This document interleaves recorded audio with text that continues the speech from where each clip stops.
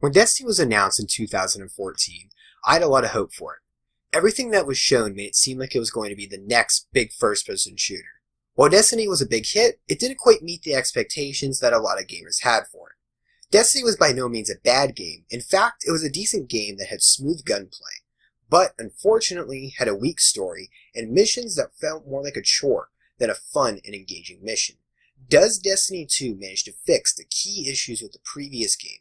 Or does it fall into the same traps? And is it worth the price? Probably one of the biggest issues that myself and a lot of gamers had with the original game was the way the main campaign played out. Missions were boring and at times really didn't feel like they had a purpose. Basically, the main missions had you fight through groups of enemies and had to get to a certain thing, normally a computer. And then you'd have your ghost hack into the computer. While your ghost was working, you'd then have to defend the ghost while waves of enemies would attack you. The issues with these missions was that there really wasn't a way to fail the mission besides by dying. The enemies never actually tried to stop your ghost. They would just attack you and that was it. Since the enemies never seemed to care about the objective, it was fairly easy just to sit back and eliminate them. There was no real pressure to get out in the open when all they cared about was you. The last issue was that the entire campaign was filled with these horde missions. After the third mission, it became very clear that Destiny wasn't going to have a coherent story with actual missions. Destiny 2 manages to fix this issue. The main campaign is actually fun to play through because each mission feels different compared to the previous one. There are a few times where you'll have to defend your ghost, but it's never the main focus of the mission. Probably my highlight mission was on Titan, one of Saturn's moons, and you have to steal a CPU. Upon stealing the CPU, you set off an alarm and had to escape using a vehicle. It was a short section, but it was a nice change of pace from just having to shoot enemies. The unfortunate part about the campaign is that it's just too damn easy. Sure, there are some parts where I did die, but these deaths weren't because the particular section was tough. These were mostly deaths where I wasn't paying attention or did something dumb. There are some hard sections, but there just isn't enough of these sections to make the game feel like a challenge. It also doesn't help that the AI for the most part is horrible. The AI doesn't try and fight with any tactics at all. They just run out and fire in the open, making them easy targets. The only time Destiny 2 actually feels like a challenge is when teaming up with other players to do strikes or public events. I just wish the campaign would have at least been a little more harder instead of having to team up with other players for some type of challenge. Where Destiny 2 truly shines is with its gameplay. Nearly everything that you do in the game rewards you with something. This in turn gives you a reason to want to participate in public events, completing an adventure, or even taking 20 minutes to get through a strike. This is because all three activities give you a guaranteed loot drop. Public events and adventures upon completion gives you a rare piece of gear, while strike missions give you exotic, rare, or even legendary gear. Public events in the original game were almost worthless to participate in. They were fun and at times chaotic events, but they didn't happen too frequently. And when they did happen, you really didn't know when and where it was going to happen. And even if you did manage to participate in a public event and complete it, there was a strong chance that you weren't going to get anything for your effort. Destiny 2, once again, fixes all of these issues. First off, public events, as mentioned before, actually reward you. Now you do have to complete the event. This means that if you don't defeat the walker before the time limit ends, you won't get your loot. But if you do fully complete the event, you will be rewarded with a rare item. And each public event also has a heroic event tied to it. If you complete certain objectives, the public event will then turn heroic. This is a harder version of a regular public event and increases your chances of getting better loot. Finding these events is now possible. When you pull up your map, you can see any public event that is about to happen or happening at the moment, and where they are. Public events also happen more frequently now. I'd say there's a public event happening almost all the time. All of these fixes make these events an easy way to secure some great loot. One thing that did annoy me was once again, like in the original game, there was little to spend your glimmer on. There are vendors, but most of the stuff they sell is underleveled and never seem to actually get items that are near your level. About the only thing vendors are good for is turning in tokens so that you can increase your reputation with them and get a legendary engram.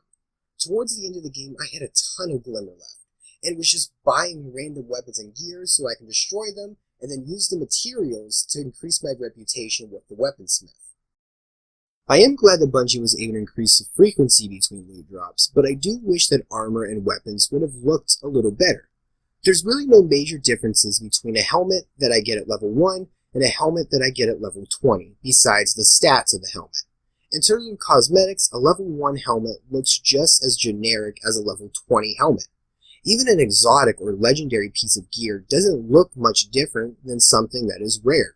It's a shame that when I go to the farm, Destiny 2's social hub, that I pretty much just look like any other warlock. There are ways of making your gear stand out from other players, and that's by using shaders. Even then, there still isn't much to make your character stand out. I really don't care that if I can make my helmet red, when it's just going to look like any other helmet that I can turn red. I want more details on the helmet. I want it to look like something that makes me want to keep it and store it in my vault, not something that just makes me want to destroy it for the materials. And unfortunately, like with most AAA games these days, microtransactions have unnecessarily been shoved into the game.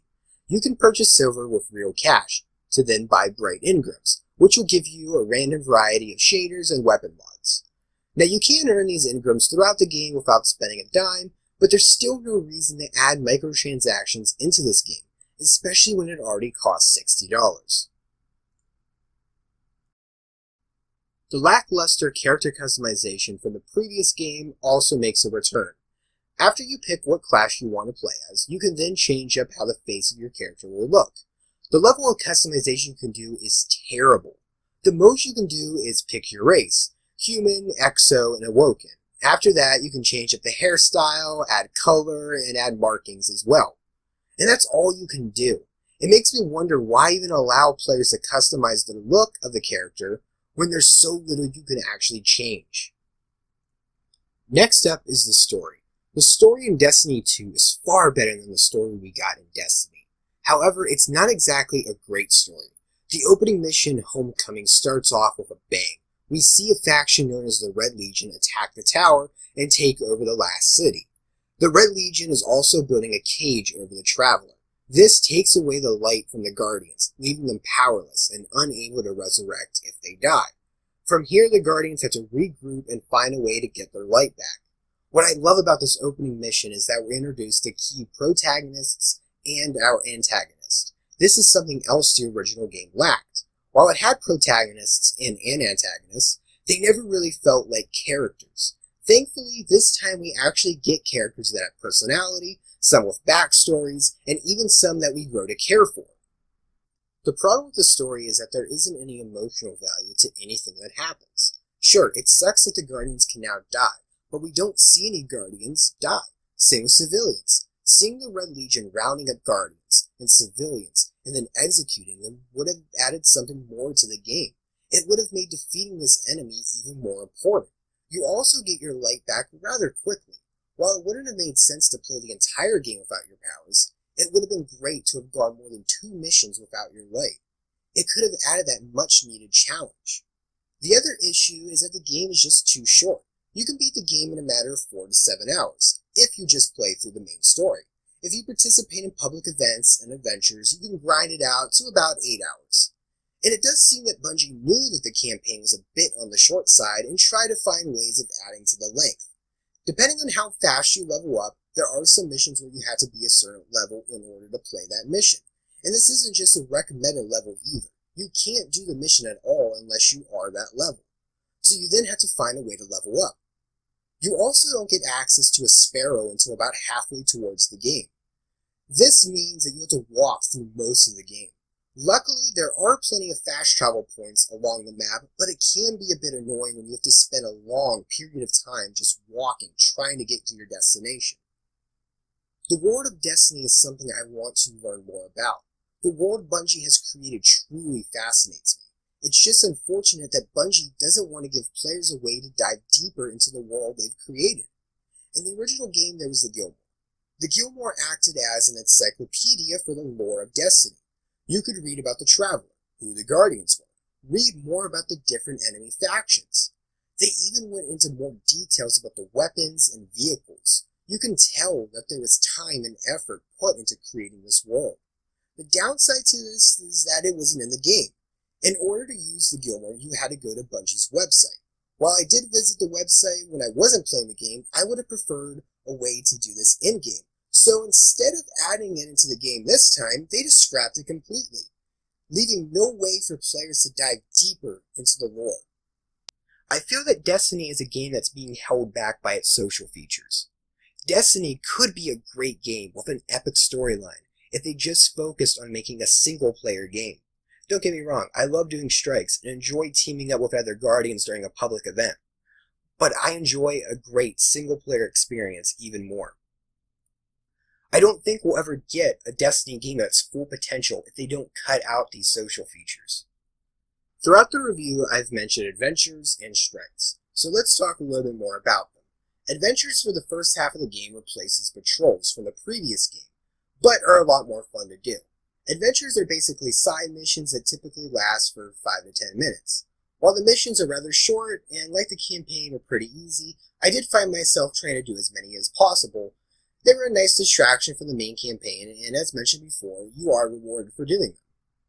When it comes to strikes, I found myself having a lot more fun playing them than I did with the original game, and I feel the reason comes down to a few things, one of which is something I've already mentioned, and that's actually getting a reward.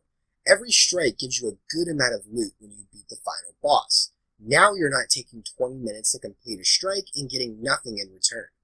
The other reason is when you finally get access to strikes. Strikes don't unlock until towards the end of the game when compared to Destiny, which unlocked within your first 2 hours. By the time I had reached the end game, I found myself not really wanting to complete strikes anymore because I had already been doing them for most of the game. This time around, I actually found myself wanting to complete strikes more than anything else. Just writing about strikes makes me want to log into Destiny and run through a strike right now. And that's something else that Destiny does so well. It has that one more go feeling. Whenever I would complete a strike or a Crucible match, I would find myself almost immediately wanting to queue up for another mission or match. I wanted to use the new weapons and gear that I had just got to hopefully get even more loot. Boss fights at the end of a strike are a lot more challenging and aren't just bullet sponge enemies compared to the original game. Now that doesn't mean they can't soak up a good amount of damage, because they can, but this time you can see a good amount of impact when hitting the boss with a power weapon or your supercharge attack. The only thing I don't like about strikes is that they're all bunched into a quick play option, so that you never know which strike you're getting into until you're already playing it. I would have preferred a way to select which strike I wanted to play. There were a few times where I ended up playing the same strike multiple times in a row. And while I don't mind playing a strike multiple times, I don't want to play the same strike after I had just completed it. One of the last things I want to talk about is Destiny 2's PvP, aka the Crucible. Now in the original game, I didn't spend too much time with the Crucible. It was fun, but by the end of the game, I started to get a bit bored with it. With Destiny 2, I decided to save PvP for the endgame, and I'm actually having a lot of fun with it. Now there are 2 modes you can choose from, Quick Play and Competitive. Both modes are 4v4, and each have different play styles. Quick Play is an easier mode where your power doesn't really matter, and teamwork really isn't a requirement. With Competitive, power does matter, and teamwork is a definite must. Once I had unlocked Competitive play, that's where I found myself playing the most. I enjoyed the more skill-based combat and just how intense a match could become. My personal favorite mode to play was Survival. Survival is pretty much a team deathmatch mode with one catch. Each team has a limited amount of lives. Both teams start off with 8 lives, and with each death means your team is one step closer to losing. Each match is also best out of 5. If playing with 2 even teams, then a round may come down to a one-on-one fight. This allows for some great competitive matches that never feel one-sided. And like with strikes, there's no way to pick which game mode you play. So once again, you're left to a randomized chance. And if it were up to me, I really would have only been playing Survival. It's the game mode that I've had the most fun with. Performance-wise, Destiny 2 ran at a solid frame rate throughout the game, even when a lot was happening on the screen. I never experienced a crash during my playtime, but did run into a few bugs, one being during a strike. During it, the boss managed to teleport and clip into a platform for about 20 seconds. He was still trying to attack us, but couldn't, and we couldn't do the same. Luckily, this wasn't a bug that ruined the strike. He eventually got unstuck and we were able to finish him off. And another small bug was I got a black screen when trying to get to the farm. The game wasn't frozen nor did it crash, and I could still bring up my inventory and then hear sounds, but I just couldn't see anything. I had to log out of the game in order for this to fix itself. Besides that, there was nothing game-breaking. The final thing I want to talk about is graphics and audio presentation.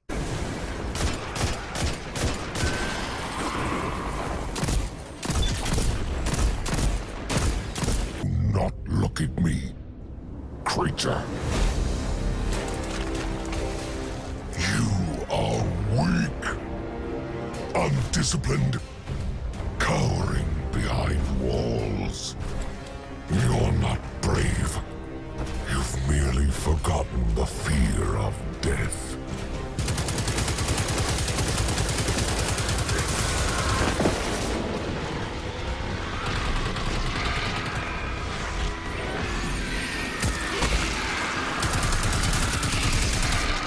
While the original game had plenty of flaws, graphics and audio wasn't one of those flaws. And not much has changed in Destiny 2, and that's not necessarily a bad thing. While the visuals aren't really improved, there are some noticeable improvements in terms of textures that may have been held back in the original game by the PS3 and Xbox 360. It's actually impressive of how stunning Destiny can look while still being able to keep a solid frame rate. In terms of audio, once again, not much has changed. The soundtrack is still perfection and sets the mood for each encounter. Guns have a great futuristic sound to them. The only sound that I wish they would have improved a bit was the grenade launcher. It wasn't a bad sound, but it didn't sound as powerful as it should have, especially when compared to the shotgun, which had a much bigger punch. Now comes to the big question. Is Destiny 2 worth the $60 price tag? And the answer to that isn't as simple as answering yes or no. If this is your first time playing Destiny, then yes. There is plenty of content that will keep you entertained for hours. If you loved the first game, played it from day one, bought every expansion, and were playing it all the way up until Destiny 2 came out, then the answer is yes. Everything that was in the first game is here, but improved. If you hated the first game, then the answer is no. Now, if you were more in the middle, you didn't hate Destiny, but you also didn't like it, then I would suggest waiting for a sale. As for me, I enjoyed my time playing Destiny 2, but I do think the $60 price tag is a bit too much. There are noticeable changes, but at times these changes feel more like a large update rather than a true $60 sequel. I personally feel that this should have been a $40 standalone expansion. The content provided is easily worth $40, just not $60. With that said, the final rating for Destiny 2 is a 7 out of 10.